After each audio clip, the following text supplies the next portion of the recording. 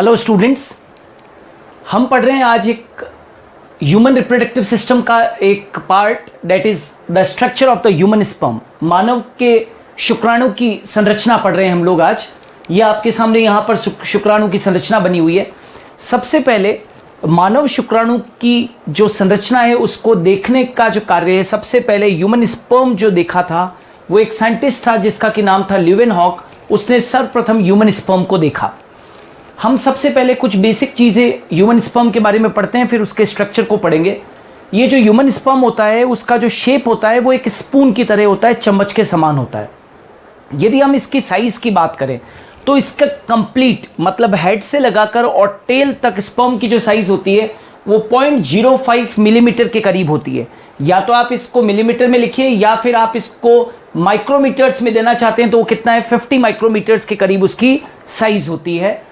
और जो मूवमेंट होता है ह्यूमन स्पर्म, एक ऐसा स्पर्म जिसकी मोर्टेलिटी की बात करूं, यदि मैं गति की बात करूं तो उसमें जो मूवमेंट होता है स्पर्म के अंदर वो 4 mm प्रति मिनट की दर से होता है, 4 mm पर मिनट की दर से होता है। और स्पर्म की लाइफ स्पान की बात करूं मैं, जीवन काल की बात करूं मैं, तो जब एक मेल के शरीर से स्पर्म बाहर इजैकुलेट हो जाता है, स्खलित हो जाता है, तो उसके बाद में उसकी जो एज होती है, लाइफ स्पान जो होता है वो लगभग 24 आवर्स के करीब होती है। और सबसे बड़ा प्रश्न उठता है कि आखिर स्पर्म कहां पर पाए जाते हैं। तो स्पर्म किस में पाए जाते हैं, तो वीर्य के अंदर पाए जाते हैं। ह्यूमन बॉडी के अंदर मेल के अंदर क्या बनता है, वीर्य बनता है, सेमेन बनता है। और सेमेन आपको मालूम होना चाहिए कि सेमेन क्या चीज होती है। तो semen is sperm plus seminal plasma. Seminal द्रव्य यानी कि सेमिनल प्लाज्मा प्लस शुक्राणु दोनों को मिलाकर हम क्या कह देते हैं, वीर्य कह देते हैं। तो वीर्य के अंदर क्या होते हैं, शुक्राणु पाए जाते हैं। जब एक बार नर स्खलित करता है, वीर्य को नर जब स्खलित करता है तो एक बार के स्खलन के अंदर लगभग 200 से 300 मिलियन क्या पाए जाते हैं, शुक्राणु पाए जाते हैं। और इन 200 से 300 मिलियन शुक्राणुओं में से लगभग 60% जो शुक्राणु होने चाहिए वो सामान्य शेप और साइज के होने चाहिए। और रेस्ट जो 40% है उनमें तीव्र गतिशीलता या विग्रस मोटेलिटी होनी चाहिए, तो ही स्पर्म जो है वो ओवम से फ्यूज कर पाएगा, राइट। और यदि हम एक मानव शुक्राणु की पूरी संरचना की बात करें तो मानव शुक्राणु में कुल मिलाकर कितने भाग होते हैं, तो 4 भाग होते हैं। हेड, नेक, मिडिल पीस और टेल, यानी कि शुक्राणु का शीर्ष भाग, ग्रीवा, मध्य भाग और पूंछ। तो कुल मिलाकर ये 4 भाग है। अब देखते हैं हम लोग ये संरचना क्या क्या है, किस प्रकार से। तो सबसे पहले हम शुक्राणु की संरचना को पढ़ने के लिए हेड से प्रारंभ करते हैं। वी स्टार्ट विथ हेड, यानी कि शुक्राणु का जो शीर्ष है। आप डायग्राम में देख सकते हैं ये वाला जो भाग है, यहां से यहां तक का जो भाग है ये पूरा क्या है, हेड है, शुक्राणु का शीर्ष है। तो ये जो शुक्राणु का शीर्ष है उसके अंदर 2 महत्वपूर्ण भाग होते हैं। एक तो होता है न्यूक्लियस और दूसरा जो भाग होता है वो क्या चीज है, एक्रोसोम, यानी कि आप इसे अग्रपिंडक के नाम से भी जान सकते हैं। तो ये जो हेड है उसके अंदर जो न्यूक्लियस होता है, इस न्यूक्लियस के अंदर क्या क्या है। ये जो न्यूक्लियस है, सबसे पहले यदि मैं न्यूक्लियस की बात करूं मैं, तो इस न्यूक्लियस के अंदर क्या है, जेनेटिक मटेरियल है, क्रोमेटिन मटेरियल है, राइट। यानी कि इसके अंदर क्या है, आनुवंशिक पदार्थ है। आप जानते हैं कि आनुवंशिक पदार्थ जो होता है वो क्या होता है, डीएनए, राइट। तो इसमें जेनेटिक मटेरियल है, यानी कि इसमें डीएनए प्लस क्या है, प्रोटीन है। और आपको मालूम होना चाहिए कि डीएनए और प्रोटीन बेसिकली क्या होता है, डीएनए और प्रोटीन क्या होता है, क्रोमोसोम। तो आप ये भी कह सकते हो कि ये क्या, क्रोमेटिन मटेरियल है। तो न्यूक्लियस के अंदर जो है, शुक्राणु का जो हेड है उसके अंदर न्यूक्लियस है, उसके अंदर जेनेटिक मटेरियल है। जेनेटिक मटेरियल मतलब क्या है, डीएनए और प्रोटीन्स वगैरह हैं, ठीक है। और साथ के साथ ये भी ध्यान रखना कि ये जो यहाँ पर न्यूक्लियस जो होता है इसको हम क्या मानते हैं, that is known as N. क्योंकि वैसे भी आपको मालूम होना चाहिए कि शुक्राणु क्या है, शुक्राणु एक नर युग्मक है। और युग्मक के लिए हमेशा कहते हैं कि युग्मक की जो कोशिका होती है, युग्मक जो है वो एक अगुणित कोशिका है, यानी कि जो गैमेट होता है वो क्या है, हैप्लॉइड सेल है। तो नेचुरल है कि इसका जो न्यूक्लियस है वो भी कैसा होगा, हैप्लॉइड होगा। क्यों, क्योंकि शुक्राणु का जो ये न्यूक्लियस है, एन जो है हैप्लॉइड है, राइट। यहाँ पर जो हैप्लॉइड नेचर है इसका, ये जुड़ेगा किससे, हैप्लॉइड ओवम से। और जब हैप्लॉइड और हैप्लॉइड दोनों जुड़ेंगे तो क्या बनेगा, एक डिप्लॉइड जाइगोट का निर्माण होगा। तो ये कैसा है, हैप्लॉइड इन नेचर है। यदि मैं इस हेड के आगे वाले भाग को देखूं तो एक्रोसोम, ये जो एक्रोसोम है ये बेसिकली क्या होता है, शुक्राणु के ऊपर पाए जाने वाली कैप लाइक स्ट्रक्चर है। ये एक टोपी समान क्या होती है, रचना होती है एक्रोसोम। और इस कैप लाइक स्ट्रक्चर का जो निर्माण होता है वो किससे होता है, तो दैट इज गोल्जी बॉडी से। इसका जो निर्माण होता है वो किससे होता है, गोल्जी बॉडी से होता है। गोल्जी काय से होता है, या गोल्जी कॉम्प्लेक्स से एक्रोसोम का निर्माण होता है। इसको एक्रोसोम इसलिए कहते हैं क्योंकि ये सबसे आगे की तरफ है, कैप लाइक स्ट्रक्चर है, इसलिए इसको हम क्या कह देते हैं, एक्रोसोम कह देते हैं। इस एक्रोसोम की विशेषता क्या है, इस एक्रोसोम के द्वारा क्या स्त्रावित होता है, तो एक्रोसोम के द्वारा स्पर्म लाइसिन स्त्रावित होते हैं। जैसे मैं एक बहुत महत्वपूर्ण स्पर्म लाइसिन यहां पर लिखता हूं, जैसे कि हाइलुरोनिडेज, ये एक स्पर्म लाइसिन है, राइट, हाइलोयूरोनिडेज, राइट, ये स्पर्म लाइसिन है। इसी तरीके से एक और है जैसे कि एक्रोसिन। ये जो स्पर्म लाइसिन्स होते हैं इनका काम क्या होता है, ये निषेचन के वक्त अंड झिल्ली को तोड़ने का कार्य करते हैं, अंड झिल्ली को तोड़ने का कार्य करते हैं, राइट।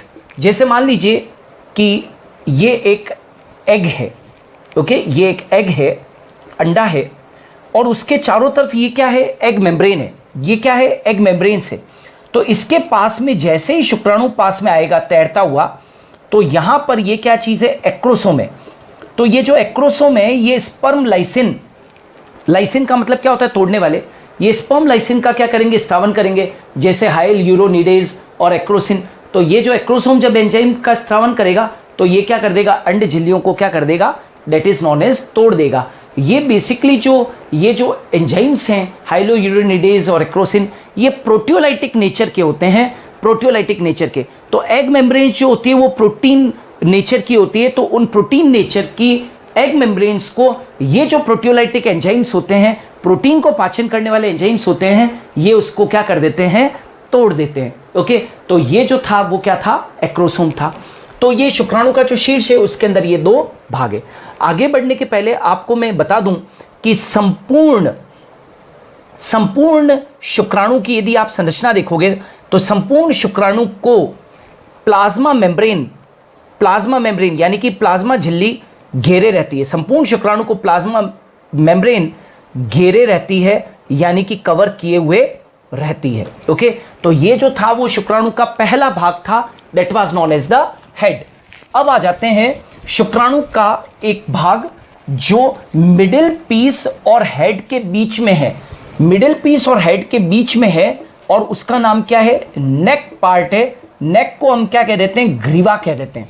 ओके, और इसके अंदर बेसिकली क्या होते हैं, इस वाले भाग के अंदर दो तारक केंद्र पाए जाते हैं, दो तारक केंद्र पाए जाते हैं, दैट इज मैं कहना चाहता हूं दो सेंट्रियोल पाए जाते हैं। और ये जो दोनों सेंट्रियोल है, इनकी जो पोजीशन होती है वो एक दूसरे के ऊपर क्या होते हैं, ये 90 डिग्री के ऊपर है। मतलब इनकी पोजीशन जो है, इनकी जो स्थिति है वो 90 डिग्री एंगल के ऊपर होती है, दोनों तारक केंद्रों की उपस्थिति। आप यहां पर देख सकते हैं ग्रीवा भाग में एक प्रॉक्सिमल सेंट्रियोल है और एक कौन सा है, डिस्टल सेंट्रियोल है। तो सबसे पहला जो है उसका नाम है प्रॉक्सिमल सेंट्रियोल। प्रॉक्सिमल सेंट्रियोल को हम बोलते हैं समीपस्थ तारक केंद्र, राइट। अब सबसे इंपॉर्टेंट बात यह है कि इसका रोल क्या है, तो याद रखना निषेचन के वक्त यह अंडे को दे दिया जाता है, अंडे को दे दिया जाता है, एवं यह विदलन में क्या करता है, मदद करता है, विदलन में मदद करता है। देखिएगा, जब शुक्राणु और अंडे का समेकन होगा तो उस वक्त समेकन के वक्त में शुक्राणु का हेड तो जाएगा ही ओवम के पास में, वहां पर साथ में ये प्रॉक्सिमल सेंट्रियोल या समीपस्थ तारक केंद्र भी उसको दे दिया जाएगा।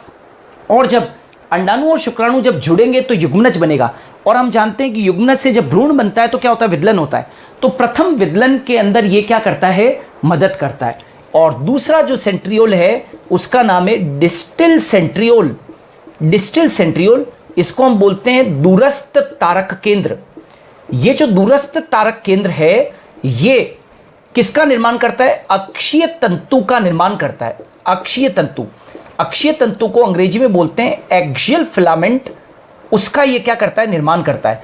डिस्टिल सेंट्रियोल क्या बनाता है? अक्षीय तंतु को, एक्सियल फिलामेंट को बनाता है। यदि आप शुक्राणु की संरचना के ऊपर गौर करेंगे तो ये जो एक्सियल फिलामेंट है वो ना केवल मिडिल पीस के अंदर, शुक्राणु के मध्य भाग के अंदर है, जबकि ये पूंछ के अंदर भी क्या होता है? पाया जाता है। तो प्रॉक्सिमल सेंट्रियोल तो नीचे चिन के वक्त अंडे को दे दिया जाता है और विदलन में मदद करता है, और डिस्टिल सेंट्रियोल जो है वो शुक्राणु के अक्षीय तंतु का निर्माण करता है।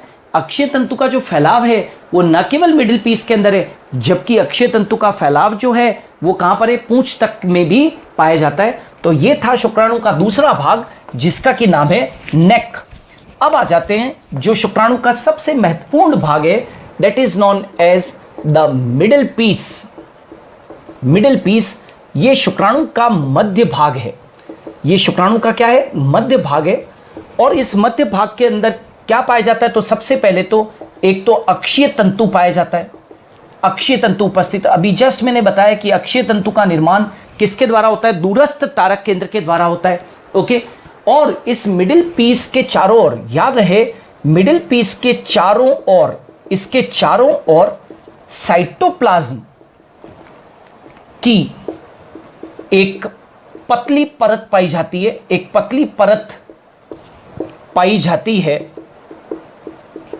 जिसे हम क्या कहते हैं? जिसे मेनचेट परत कहते हैं। मेनचेट परत कहते हैं।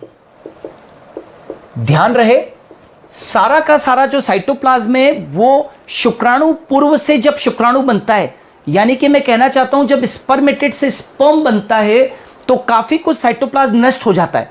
तो जब शुक्राणु पूर्व से, यानी कि स्पर्मेटेड से जब स्पर्म बना, तो साइटोप्लाज्म एक पतली सी परत के रूप में रह जाता है। और ये जो साइटोप्लाज्म की जो पतली सी परत है वो केवल मिडिल पीस में दिखाई देती है, और इस परत को हम क्या कह देते हैं? मेनचेट परत कह देते हैं। एक और चीज याद रखना कि शुक्राणु को गति के लिए, शुक्राणु को गति के लिए क्या चाहिए होती? गति के लिए ऊर्जा चाहिए। ऊर्जा चाहिए। और ये जो ऊर्जा है ये किसके द्वारा प्रोवाइड की जाती है? माइटोकॉन्ड्रिया के द्वारा। तो जो शुक्राणु का मध्य भाग है, मैं ये कहना चाहता हूं शुक्राणु का जो मध्य भाग है उसके अंदर क्या स्थित होते हैं? माइटोकॉन्ड्रिया। और ये जो माइटोकॉन्ड्रिया होता है, इस माइटोकॉन्ड्रिया का, माइटोकॉन्ड्रिया जो होता है उस माइटोकॉन्ड्रिया का एक स्पाइरल पाया जाता है। माइटोकॉन्ड्रिया एक वलय के रूप में पाया जाता है, एक अक्षत के रूप में पाया जाता है। आप यदि गौर से देखेंगे तो पूरे के पूरे मध्य भाग में माइटोकॉन्ड्रिया एक स्पाइरल रूप में, सर्पिल रूप में लिपटा रहता है। और इस मध्य भाग में उपस्थित माइटोकॉन्ड्रियल स्पाइरल को हम क्या कह देते हैं? इसे नेबेनकर्ण, इसे नेबेनकर्ण शीट, यानी कि इसे नेबेनकर्ण अक्षत कहते हैं। तो आपको कंफ्यूजन नहीं करना है, वास्तव में जो माइटोकॉन्ड्रिया है वो एक वलय के रूप में है, और इस माइटोकॉन्ड्रिया के वलय को हम क्या कह देते हैं? माइटोकॉन्ड्रियल स्पाइरल को ही हम क्या कह देते हैं? नेबेनकर्ण शीट कह देते हैं, जो शुक्राणु को गति प्रदान करता है, और उसी के कारण शुक्राणु क्या करता है? गति करता है। तो ये जो शुक्राणु का जो मिडिल पीस है, इसके अंदर क्या उपस्थित है? माइटोकॉन्ड्रिया उपस्थित है। अब आ जाते हैं, that is known as the last part of the sperm. और वो जो last part of the sperm है उसे हम क्या कह देते हैं? टेल, पूंछ। याद रखना, मानव का जो शुक्राणु है, मानव का शुक्राणु वो बेसिकली कैसा है? मोटाइल है। मोटाइल मतलब कैसा है? गतिशील है। क्यों? क्योंकि उसके पास में क्या चीज है? टेल है। ये कोई जरूरी नहीं है कि हर एक ऑर्गेनिज्म का जो शुक्राणु है वो मोटाइल ही होता है, ये कोई आवश्यक नहीं है। देखिएगा, हम इसको क्या कहते हैं? स्पर्मेटोजोआ। हम स्पर्म को क्या कहते हैं? That is known as what? Spermatozoa भी कहते हैं, राइट। और वो क्यों कहते हैं? क्योंकि ये कैसा है? गतिशील है। ये कैसा है? गतिशील है। हम इसको क्या कह देते हैं? स्पर्मेटोजोआ भी कह देते हैं। लेकिन मैं यहां पर आपके सामने एक एक्सेप्शन लिख रहा हूं, अपवाद लिख रहा हूं। आपने सुना होगा एस्केरिस के बारे में। एस्केरिस यानी कि राउंड वॉर्म, या गोलकृमि, ये जो एस्करिस होता है इसके अंदर क्या होते हैं, टेल लेस स्पर्म होता है, tailless sperm. Tailless sperm का मतलब होता है पूंछ रहित शुक्राणु। ओके, तो कोई जरूरी नहीं है कि ये तो हम मानव के शुक्राणु की बात कर रहे हैं इसलिए हम बात कर रहे हैं कि वो क्या होती है, मोटिलिटी होती है, राइट। लेकिन ये जो एक्सेप्शन है एस्करिस का, उसमें क्या पाया जाता है, टेल लेस स्पर्म पाया जाता है। और ये जो टेल लेस स्पर्म है इसको हम अमीबॉइड स्पर्म कहते हैं, अमीबॉइड स्पर्म कहते हैं इसे, या अमीबीय स्पर्म के नाम से इसको जाना जाता है, क्योंकि वो अमीबॉइड मूवमेंट क्या करता है, शो करता है। इतना ही नहीं, याद रहे कि ये जो टेल है, राइट, उस टेल के अंदर भी क्या पाया जाता है, अक्षीय तंतु उपस्थित। जिस तरीके से अक्षीय तंतु मिडिल पीस के अंदर पाया जाता है, उसी प्रकार से अक्षीय तंतु शुक्राणु की टेल के अंदर भी क्या होता है, टेल के अंदर भी ये उपस्थित है। तो हम इस टेल के कारण ये कह सकते हैं कि मानव का जो शुक्राणु है वो कैसा है, उसके अंदर क्या पाई जाती है, पूंछ पाई जाती है। साथ के साथ आप एक चीज़ और ध्यान रख लीजिए, यदि आपसे पूछे, ये कई बार पिछले 3 सालों से पीएमटी के एग्जाम में ये क्वेश्चन आ रहा है कि शुक्राणु का कैपेशिएशन, शुक्राणु का योग्यता अर्जन, यानी कि इसको योग्यता अर्जन को कहते हैं कैपेशिएशन, कहां होता है, यह पूछा जाता है, कहां होता है शुक्राणु का योग्यता अर्जन, कहां पर होता है। तो इसमें बहुत ज्यादा कंट्रोवर्सी रहती है। आप हमेशा ध्यान रखिए, यदि आपसे पूछे कि शुक्राणु का योग्यता अर्जन, मतलब कि शुक्राणु का योग्यता अर्जन का मतलब है वो पूरी गतिशीलता और पूरी की पूरी जो मैच्योरिटी है, राइट, मूव करने की जो कैपेसिटी है वो गेन कहां पर करता है, तो हमेशा ध्यान रखें फीमेल जेनाइटल ट्रैक्ट में वो क्या करता है, योग्यता हासिल करता है। ये 2015-16 के एग्जाम में भी प्रश्न पूछा गया है, यानी कि मादा जनन पथ जो होता है उसके अंदर, मादा जनन पथ के अंदर शुक्राणु जो है वो योग्यता अर्जन करता है। और ध्यान रहे कि ये जो स्पर्म होता है, ये जो आप स्पर्म देख रहे हैं, ये एक माइक्रोस्कोपिक स्ट्रक्चर है और आप इसकी साइज को देखकर ये पता कर सकते हैं कि ये जो साइज इसकी है इसको हम नेकेड आई से नहीं देख सकते हैं, इसको केवल माइक्रोस्कोप से ही देखा जाता है। और ये एक नर युग्मक है जो जाकर और मादा युग्मक अंडाणु के साथ में फ्यूज होकर और युग्मनज का निर्माण करता है। तो स्टूडेंट्स, ये जो था वो स्ट्रक्चर था ह्यूमन स्पर्म के बारे में। मेरे वीडियोस को देखते रहिएगा, मेरे वीडियोस को लाइक और शेयर कीजिए और मेरे चैनल को सब्सक्राइब कीजिए। Thanks a lot.